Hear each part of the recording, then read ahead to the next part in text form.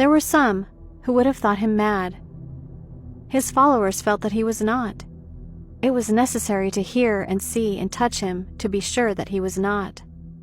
He had directed in great part the movable embellishments of the 7 chambers upon occasion of this great fete, and it was his own guiding taste which had given character to the masqueraders. Be sure they were grotesque. There was much glare and glitter, and piquancy and phantasm, much of what has been since seen in Hernani. There were arabesque figures with unsuited limbs and appointments. There were delirious fancies, such as the madman fashions. There was much of the beautiful, much of the wanton, much of the bizarre, something of the terrible, and not a little of that which might have excited disgust.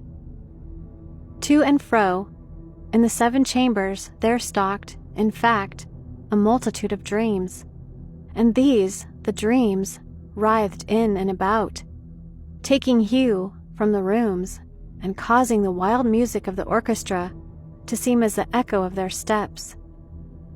And, anon, there strikes the ebony clock which stands in the hall of the velvet, and then, for a moment, all is still, and all is silent save the voice of the clock. The dreams are stiff frozen as they stand, but the echoes of the chime die away. They have endured but an instant, and a light, half-subdued laughter floats after them as they depart. And now again the music swells, and the dreams live, and writhe to and fro more merrily than ever, taking hue from the many-tinted windows, through which stream the rays from the tripods.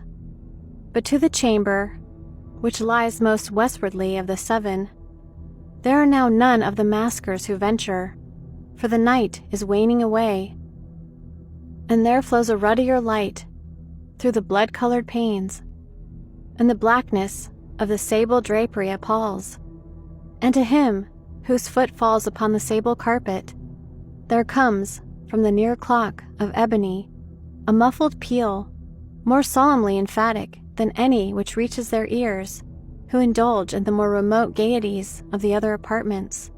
But these other apartments were densely crowded, and in them beat feverishly the heart of life, and the revel went whirringly on, until at length there commenced the sounding of midnight upon the clock. And then the music ceased, as I have told, and the evolutions of the waltzers were quieted, and there was an uneasy cessation of all things as before. But now there were 12 strokes to be sounded by the bell of the clock, and thus it happened, perhaps, that more of thought crept, with more of time, into the meditations of the thoughtful among those who revelled.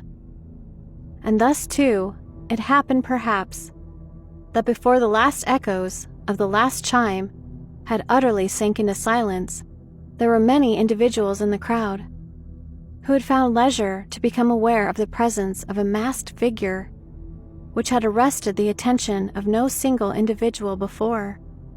And the rumor of this new presence, having spread itself whisperingly around, then arose at length from the whole company a buzz or murmur, expressive of disapprobation and surprise, and then, finally, of terror, of horror, and of disgust. In an assembly of phantasms such as I have painted, it may well be supposed that no ordinary appearance could have excited such sensation. In truth, the masquerade license of the night was nearly unlimited, but the figure in question had out-Heroded Herod, and gone beyond the bounds of even the prince's indefinite decorum. There are chords in the hearts of the most reckless which cannot be touched without emotion, even with the utterly lost, to whom life and death are equally jests. There are matters of which no jest can be made.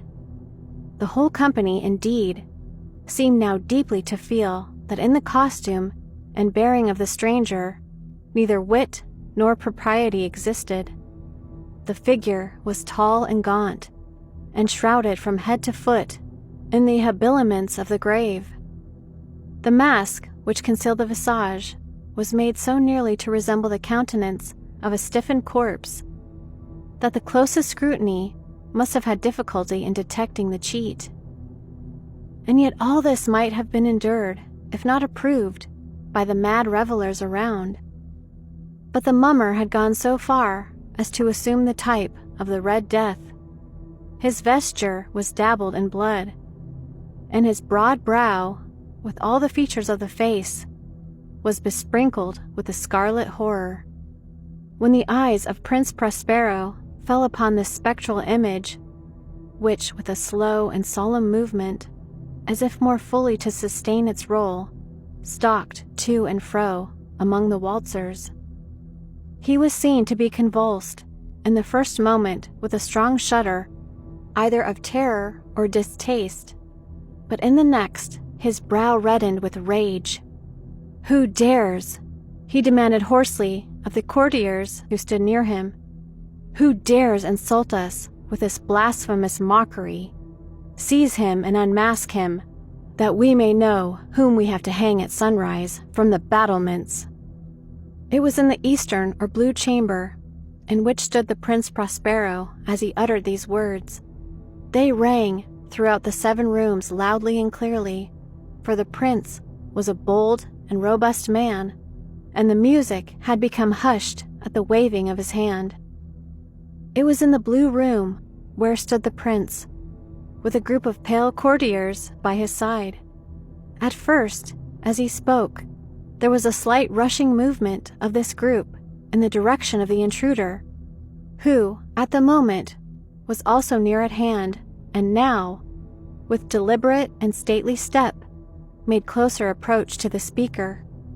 But from a certain nameless awe, which the mad assumptions of the mummer had inspired the whole party, there were found none who put forth hand to seize him, so that, unimpeded, he passed within a yard of the prince's person, and, while the vast assembly, as if with one impulse, shrank from the centers of the rooms to the walls, he made his way uninterruptedly, but with the same solemn and measured step which had distinguished him from the first, through the blue chamber to the purple, through the purple to the green, through the green to the orange, through this again to the white, and even thence to the violet.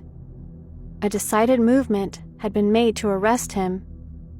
It was then, however, that the Prince Prospero, maddening with rage and the shame of his own momentary cowardice, rushed hurriedly through the 6 chambers, while none followed him, on account of a deadly terror that had seized upon all. He bore aloft a drawn dagger, and had approached, in rapid impetuosity, to within 3 or 4 feet of the retreating figure, when the latter, having attained the extremity of the velvet apartment, turned suddenly and confronted his pursuer. There was a sharp cry, and the dagger dropped gleaming upon the sable carpet, upon which, instantly afterwards, fell prostrate in death the Prince Prospero. Then, summoning the wild courage of despair, a throng of the revelers at once threw themselves into the black apartment, and, seizing the mummer, whose tall figure stood erect and motionless within the shadow of the ebony clock, gasped in unutterable horror at finding the grave cerements and the corpse-like mask which they handled with so violent a rudeness, untenanted by any tangible form. And now was acknowledged the presence of the Red Death. He had come like a thief in the night, and one by one dropped the revelers in the blood-bedewed halls of their revel, and died each in the despairing posture of his fall. And the life of the ebony clock went out with that of the last of the gay, and the flames of the tripods expired, and darkness and decay and the Red Death held illimitable dominion over all.